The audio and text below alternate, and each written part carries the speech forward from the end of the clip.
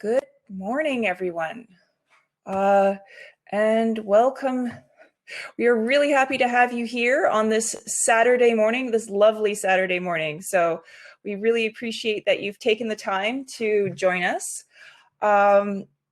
This is the 9:30 talk in the Alta ML room on Saturday, March 13th.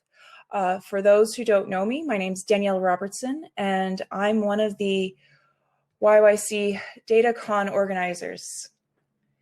Now, just so you know, we are recording this session so that you'll be able to rewatch it at your convenience on the Remo platform for about the next 3 weeks. Without further ado, it's my pleasure to introduce to you Mansour. He is the co-founder and VP at, oh my goodness, no, he's not.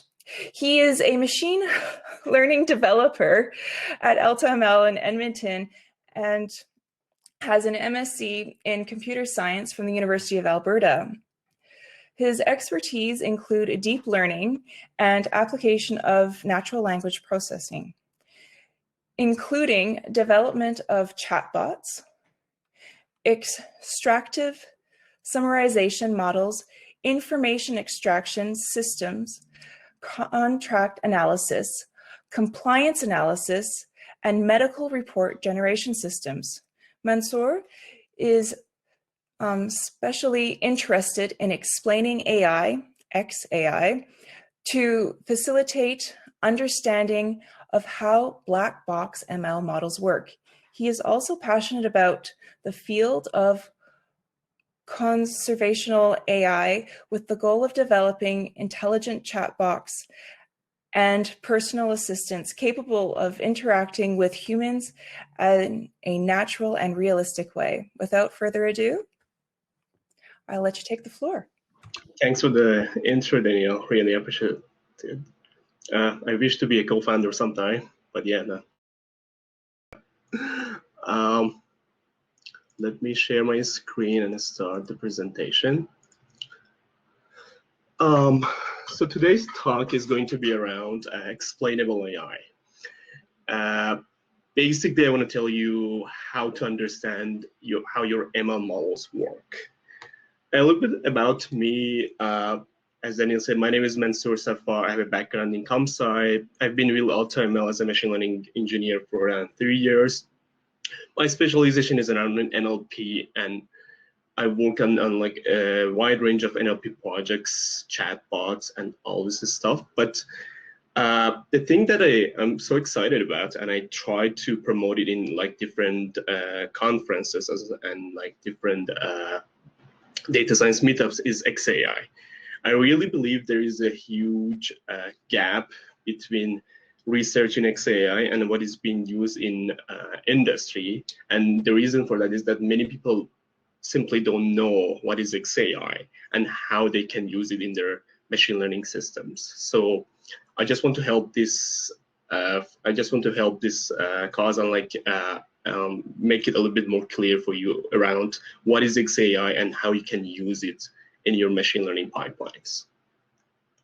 So let's go to future and see what the future will look like if we don't have XAI, if we don't think about XAI right now. So in the near future, there's a good chance that you will have all autonomous cars. Cars will drive themselves, and you just be sitting as a driver or just sitting there as a supervisor, right? There's a good chance that this scenario will happen in the near future. So the police car pulled over another car, and the policeman is asking the driver of that car, does your car has any idea why my car pulled it over? So this is the example that I always use to show what would ML models look like if we don't think about explainability right now. As you can see, that none of those people had any idea why those cars behaved in that way. So let's think about ML models and try to understand them a little bit more better. So generally speaking, there are two types of ML models. You could categorize them as white box or transparent models or black box models. White box models or transparent models are like very easy to interpret. You can understand how they work. They usually are easy to train and present the results to any person. They cannot learn the very subtle patterns in the data sometimes. So because they don't have that many parameters and are very simple. Also, they have a hard time modeling unstructured complex data, such as image, video, or text. An example of these models are like decision trees or even linear regression. So these are like very easy to use. Sometimes they work very well for very easy problems if you don't have any complex data set. Decision tree and linear regression are perfect, but most of the time you want to go like with more complex models. On the other side of this spectrum is the black box models. These are hard to interpret models, and mostly are more powerful and effective compared to the white box models. They can clearly and very effectively model unstructured data. So models like convolutional neural networks, recurrent neural networks, or even the transformer model, which has been recently used in NLP applications. These are all black box models. And like, as you can see, like neural networks, all of them fall into this category. Even if you have tree-based models with a lot of trees, like ensemble models like XGBoost or random forest, which are like pretty common when you have structured data. If you have like a 10,000 trees in a random forest, how would you want to understand how it works? So even if you have a lot of those simple models like tree-based models, it could be a nightmare to understand how this kind of model works. So let's talk about accuracy versus interpretability. So there's a trade-off here, and if we show the interpretability in the y-axis and the accuracy in the x-axis, we can roughly compare these models and see the trade-off here. So a linear regression model is not that much accurate, but is very much interpretable. It's very easy to see these weights and like how much each feature is contributes to the final prediction, right? If you go one layer more complex is decision trees. Decision trees are a little bit more complex than linear regression and still are interpretable very well. There's the k-nearest neighbors. There is random forests, support vector machines, and at the end of this spectrum is the neural networks. So a lot of people use neural networks for unstructured data sets. It is the to-go models when you have data sets like text, image, video, or even time series. So how can we alleviate this trade-off and like make them a little bit more interpretable? They're very much accurate. Many people use it in the industry and they're perfect, but how do they work? Can we understand a little bit how do they work and what happens when they make a decision? So let's get familiar with XAI. What is XAI? I would argue that XAI is just a lantern inside a brain. So this is the symbol that I made up for XAI. There's a brain and like kind of like an electronic brain, which represent like all these machine learning models, and there's this lantern inside it, which kind of shows us the inner side of that model, right? So think of it as a lantern inside your ML model. It helps you explain the results of your ML model, and also you will know why and how does your model work when you use XAI. Knowing this how and why is crucial to a couple of applications when ML models are being deployed. So let's see, why do we need XAI? Consider medical application in which we are building an epilepsy detection model with brain MRI data. So on the left, we have this brain MRI data. There's the gray matter, white matter, CFS, and like all these images, MRI images. We feed this to the machine learning model, complex machine learning model. This is going to be usually neural network. these days. And we'll get a prediction in form of a report. So the report says the patient is diagnosed with epilepsy with 85% of confidence. A doctor comes in and looks at the report, but she will ask why and can I trust this prediction? Because if she wants to make a decision based on the model report, there will be consequences, and she needs to trust how the machine learning model works in this case. Let's go with another example. Financial applications. So let's say we want to build a loan model with financial records. So given your financial records, are you eligible to get a loan or not? So we'll use the financial and some demographic data to this model. We'll train this complex ML model, and the report may say the customer is not eligible for the loan. And if a person comes in and like looks at the reports, they will definitely say, why? Like, how did you make this decision that this customer is not eligible for the loan? So these two scenarios have like one thing in common, which is like both of the users are asking why this model make this decision and can I trust this decision or not? So if you want to trust anything, you need to know how it works a little bit, right? So it is in humans' nature to know things works. When you know how some like algorithm works, you can trust it a little bit more. You can use it in your daily work. So, but there are also other things that kind of are like have come into action. Things like General Data Protection Regulation, GDPR. You've probably heard of it. So basically, GDPR in the companies that follow them and it kind of applied to some companies. It imposes the companies to provide explanations of their ML models to their customers. So if I were a customer of a specific company which resides in Europe, so GDPR is like mostly applied in Europe countries, and I guess like in Canada we have that as well. If I were in customer of those companies, I can ask that company to give me explanation if they use any kind of machine learning algorithm in their process, which could impact my life or like the thing that the services that they offer me, right? So they need, because the companies need to know how their ML models makes decisions. And there's also the legal implications of like wrong diagnosis. So if the model makes the wrong diagnosis, what's gonna happen? Like, what was the cause that model made the wrong diagnosis, right? So apart from the human loss or like in extreme cases, like it is essential for the legal side of it also to know how things works, because if it makes a wrong decision and like a human's life is jeopardized, and then you need to know why that happened, right?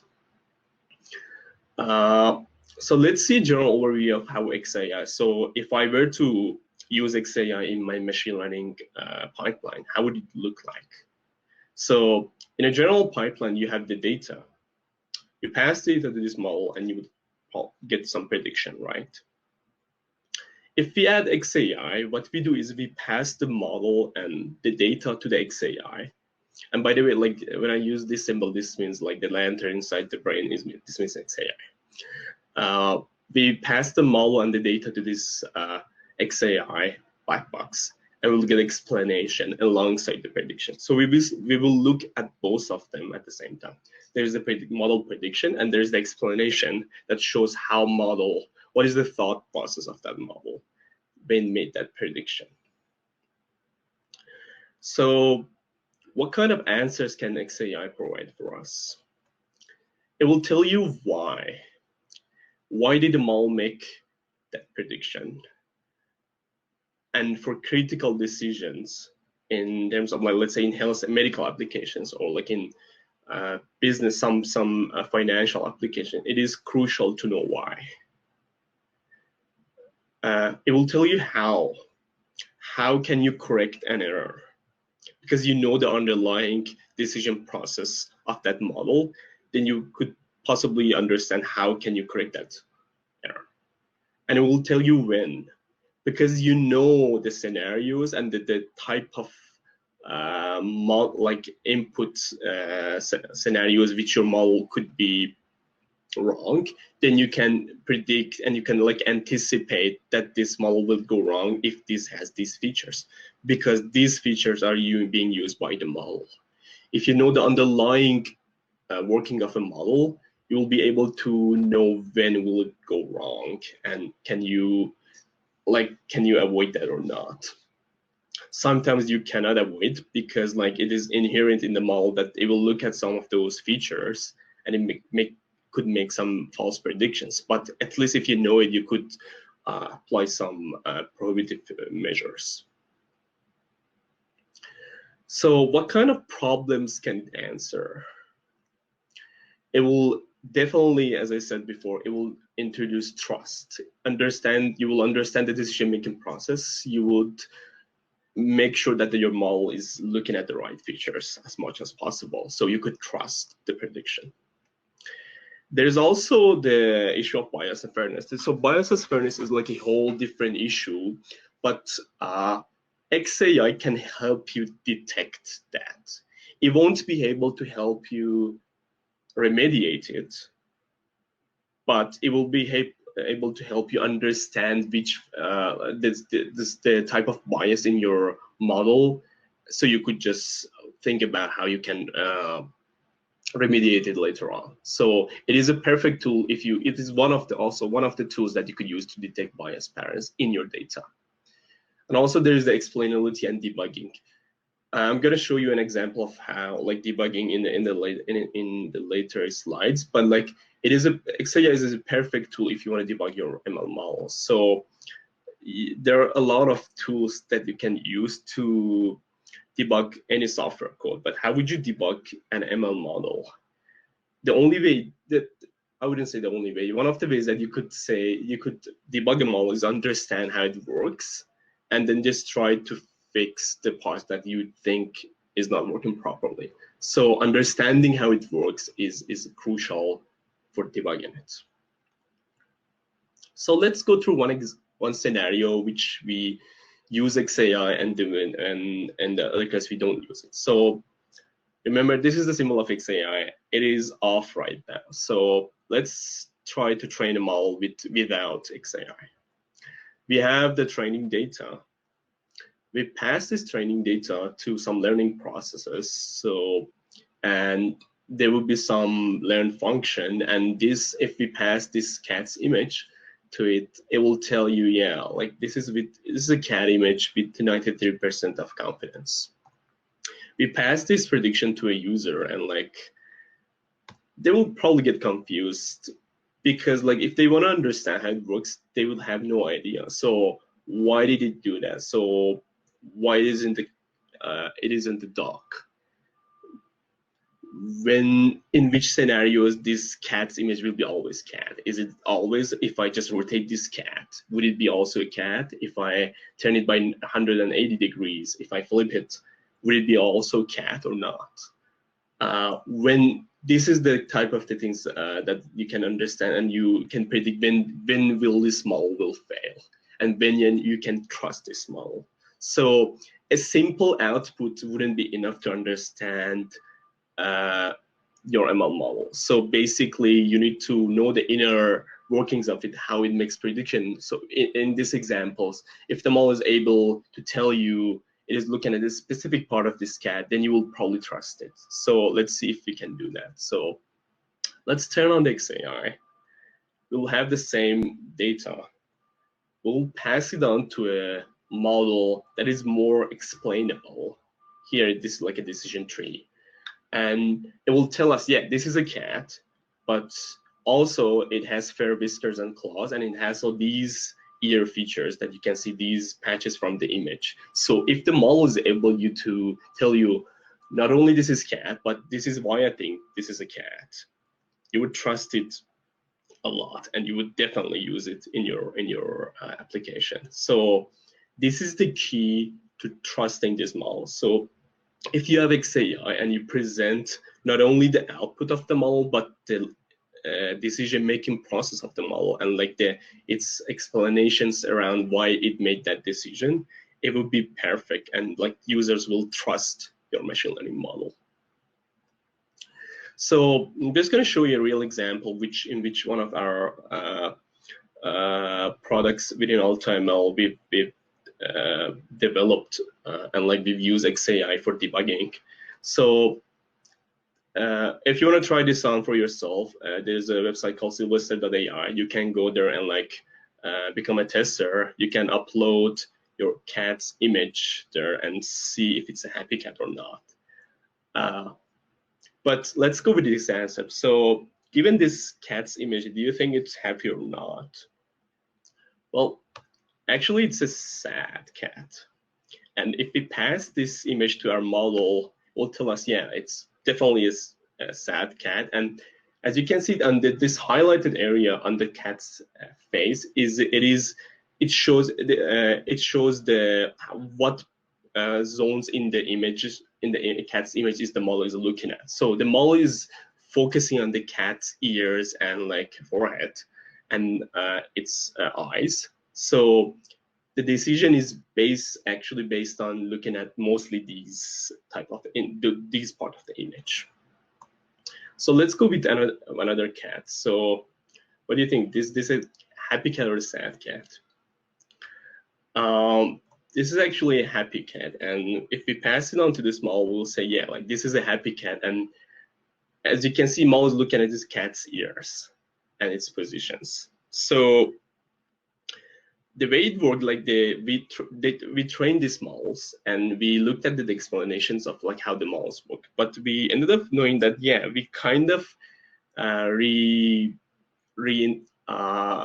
discovered the Feline Grimace scale. So there's if you go to this, like if you Google Feline Grimace scale, you can see there's like a website which kind of explains that cats actually hide their pain, and they're very hard to understand if they're happy or not. But like there is a notion of this their facial expressions, that if you look at their facial expressions and the position of their ears and eyes, you can understand if they're happy or not. So basically our model was able to rediscover this by its own by looking at the right sides. So as you can see, like we didn't know such a thing was there, the Feline Grimace scale. We looked at this explanations and we kind of get why, and like when we Google a little bit, yeah, we kind of discovered, yeah, this is the Feline Grimace scale. So this is one of the best examples that I have to show you how debugging can help you better understand your model. So in reality, it's not always this case. You may get some prediction, some explanation that does not make sense, and you need to kind of go through your model pipeline a little bit and like train it a little bit more and do some modification to make it more transparent. But as you can see, this process can be repetitive and like can be done like as you will understand how your models works. But if you don't have any kind of explanations, you wouldn't be able to tell what's wrong with your model. So it's a very good tool to have in your ML pipeline. So let's get a little bit more technical and let's see the techniques in the XAI. So XAI is an active field of research. As you can see, there is a lot of papers here which you can if you just Google like XAI research, you will get a lot of these papers. So, but some of these papers have been actually widely adopted in the ML community, and people in industrial people in ML are using it. So, if I want to explain these model XAI methods in to you, I will try to explain it in like 3 different aspects. One of them is the scope. So one of the scopes that is for the XAI techniques is the global explanation. So the global explanation will try to explain the behavior of an ML model overall, and also there's the local explanation. The local explanation will only explain for one instance or one of your data points. So if you want to explain your whole neural networks, you should use a global explanation. But if you have just one instance that you pass to your model and you want to know like why this instance was had this prediction, then you will need to use local explanations. There's also the usage aspect of these techniques. Some of them are model agnostic or post hoc. Some of people call them post hoc. And the reason that it's called post hoc is just you have your model already trained and you just pass this model and some of your training data to these post hoc methods and they will try to explain it for you.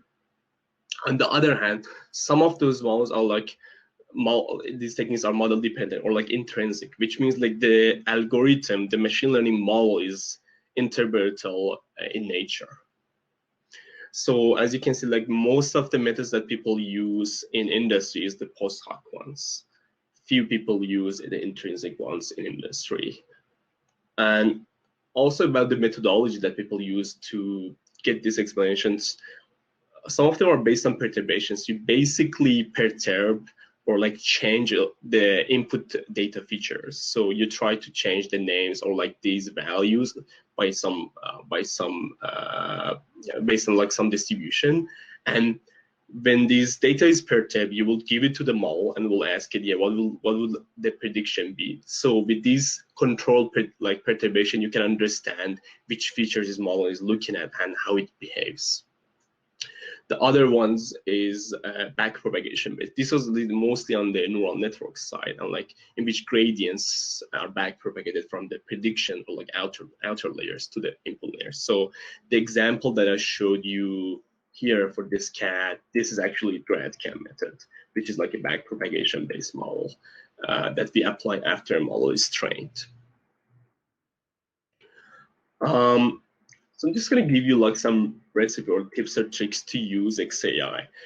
I wouldn't tell there is like just one way on like I cannot tell you how to use XAI in your ML pipeline because it's really dependent on whether you need it or not, and like whether you wanted to use it or not. So what I'm going to tell you is like first consider, is it necessary to have XAI in your project or not? So I'll tell you, like, it helps you debug your model. So if you want some sort of debugging for your ML machine, so XAI is one of the ways that you could definitely try.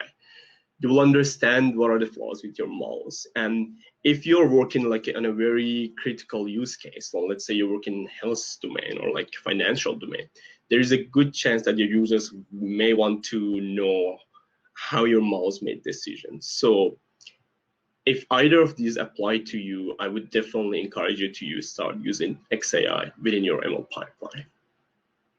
So, and also another advice that I would like, try to use transparent models as much as possible. So for structured data sets like SQL dumps, CSV files, so ensemble models are like a perfect choice, and these models are like interpretable by nature, and there is a lot of other XAI techniques that you could use on top of these models to explain your techniques. So if you use the XGBoost, there's a ton of techniques that you could use to explain how XGBoost works.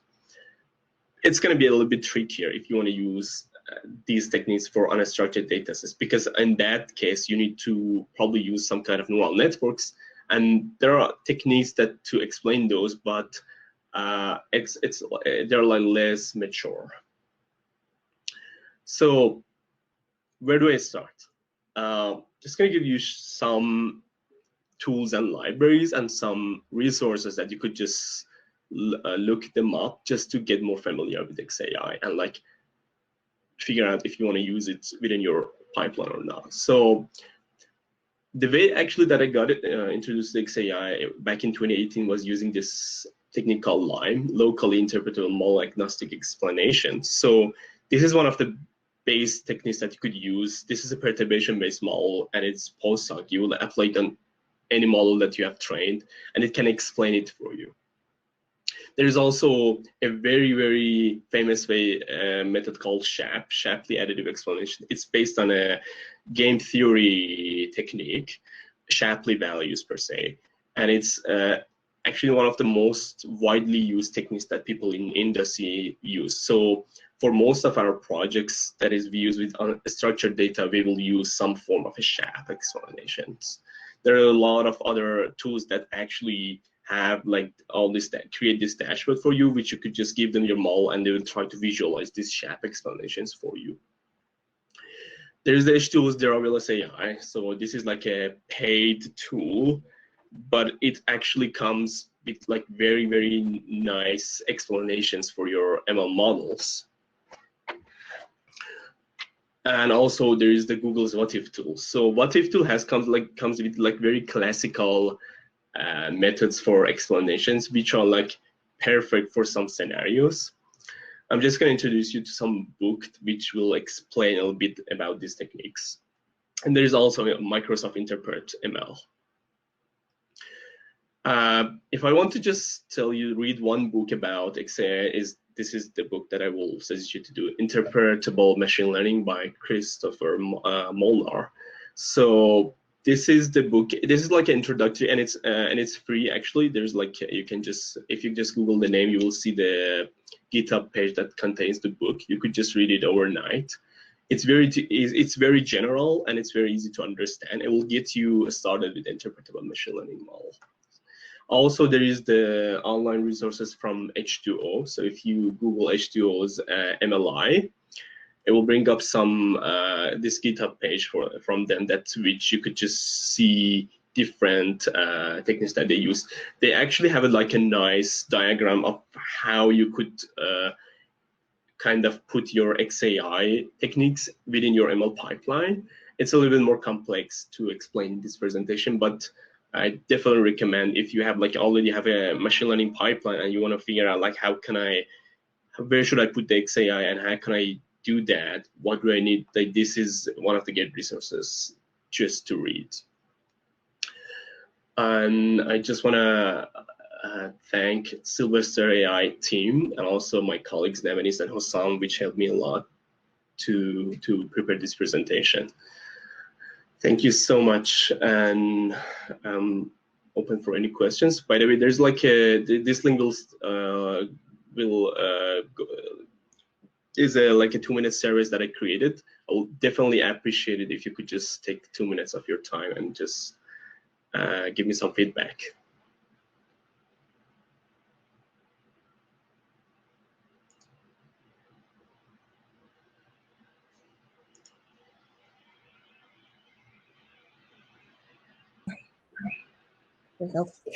Thank you so much for your talk. Actually, it was kind of nice to learn about XAI and to learn about a tool that can help us kind of understand how our black boxes work and kind of improve our models as we go. Now, we have a couple of questions.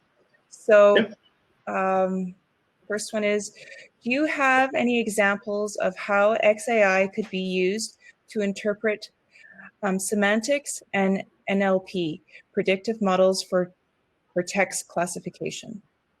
Yeah, definitely. So any of these, so if you have text, basically the way that you represented text is just some bag of words, right? So techniques like LIME and SHAP can help you explain these natural language processing models. So if you have a classification text, let's say document classification, you could use techniques like LIME just to understand which words contribute to your classes. And also there are also model specific techniques. So if you use attention in your NLP models, attention would be some way to interpret which tokens, which words does your model look at. So there are both like model specific techniques. So, and also these post hoc techniques, but I would definitely recommend to take a look at LIME and SHAP. If you have these classification based NLP models, they will be of great help. All right. Do you have control over the XAI description? Which features and how to show? It will tell you, based on the model, it will give you a report on like which features it is looking at and what is their contributions. It's up to you to decide if they make sense or not. You cannot basically control how explanations are created unless you go and like tamper with the algorithm. But like you can then decide if these features make sense or not, if their contributions make sense or not. I don't know if that was the question. I think so. It's hard to double check. All right. Doesn't it defeat the purpose of the ML models to force them to follow human logic? That's a very good philosophical question. To be honest, I don't know the answer to that. But the quality of your ML model is as good as the data that it has, and the data was generated by humans. So, like it or not, it will be to some extent based on what humans think and their logic. But I don't know. I don't know the answer to that, to be honest. It's a little bit philosophical. I need to think about it. Deep thoughts. All right. What do you think of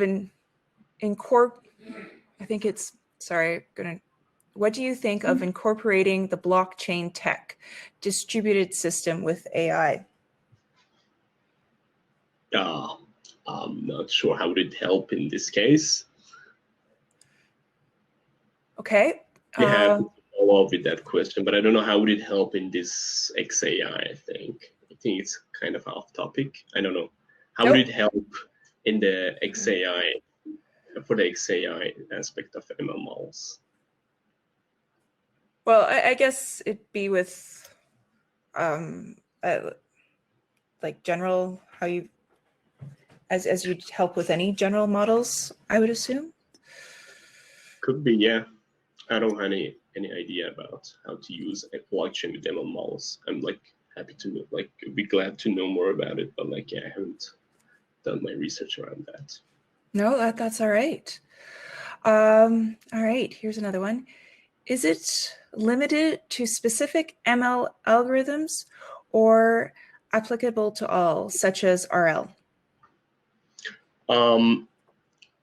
It really depends. So the RL base is basically a little bit different because in RL you will try to learn the policy that your agent learns. So you can probably explain that policy because that policy will definitely come from some machine learning model. The decision, like the process is a little bit different, but the policy that it learns will probably go through some machine learning model, and post hoc techniques you could definitely use them to explain any kind of machine learning model. So in that case, so if you have a model that will try to predict your RL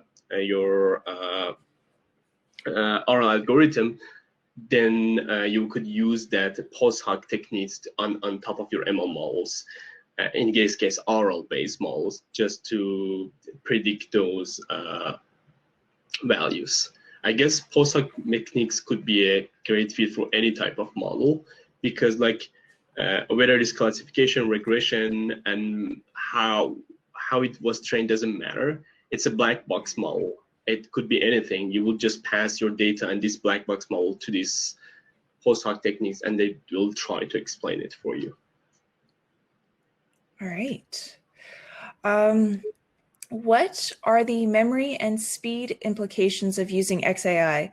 Does XAI take more RAM memory for processing than regular XAI? Or sorry, regular AI, not XAI. I don't believe like these techniques are like mostly very fast unless you have like a huge data set. So techniques like SHAP and Lime, they perturb your data. They could take some time to just give you those explanations, but it's still in like a very, very manageable time. It wouldn't hurt your pipeline, I would say. And it's not always necessary to create those explanations. If you need them, I guess like creating an explanation for one instance of your prediction model, it's gonna be as fast as your model making that prediction. It wouldn't hinder the process. No, that's good to know. All right. Do you have experience delivering XAI to real customers? If so, what has been their feedback? For some, like it's a bit tricky if you how you want to present those explanations to your customers. The way that we try to present those to customers is just we will try to just make it a lot simpler to understand. And like, let's say if we use a random forest, then what we would do is like we would create a surrogate model of the random forest, which shows how the decisions are made. And also we will show them the top 5 most important features of the data which the model looked at. So these are the 2 things that we will show if we use like a random forest model. So for different models, you will probably want to use different techniques, but we've been using it for some time. And like we've got like great feedback, because like if they can understand, if you have good results and you will try to just support it with a little bit of explanations, it doesn't need to be a very complex one. It has to be simple one. But they will trust it a lot more, and they're more satisfied with the results. Okay. Is PCA considered an XAI? Good. It's a tricky one. This is not per se, but it will try to visualize the data. You know, like, because you could try to do dimensionality reduction, and you will see your input data, or even the hidden layers of your neural network. You could try to use it for debugging, but it's not per se an XAI technique, I would say. But you could use that to debug your model. So if you have like hidden layers of your neural network in the last layer, you could try to apply PCR or like TNSN, like any kind of algorithm, to see how do they interact, and what are the different groups in there. But I wouldn't say it's an XAI technique per se. Okay, good to know. All right, and the last question. This is a bit of a pie in the sky speculation. Could XAI be used in aggregates, i.e. collecting many identical use scenarios to start to get some generalization about how the black box works? Could you repeat the question? Sure. So I'll start at the question part.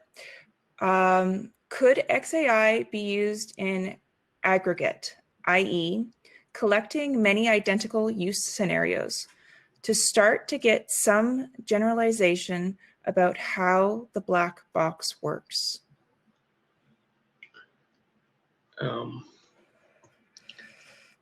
It's a little bit tricky. I don't know the answer to that, so I need to be a little bit. I couldn't quite understand the question. If you could just explain them a little bit more, I'd be happy to chat about that after this presentation. Sure. Yeah. So Scott, once this presentation's over, feel free to find Mansour, and as he said, he's happy to have a conversation. Actually, these were great questions. I love, like, you got 2 philosophical questions which I had no idea, and the blockchain thing was like very good one. But I don't know, like I never thought about it. I need to think a little bit more about these things. Yeah, I got very good questions. Thanks for those questions. Really appreciate it. Yeah, well, thank you. So this is the end of our talk. The next talk will start in this room at 10:30. Feel free to stick around for it. Also, feel free to wander to the other rooms. So you will have we'll put you back on the floor, and feel free to chat with people, meet people. And if you want to have more conversations with Mansour, I'm sure you'll be available for the next, I guess, 15 minutes. Otherwise, I hope to see you guys at 10:30.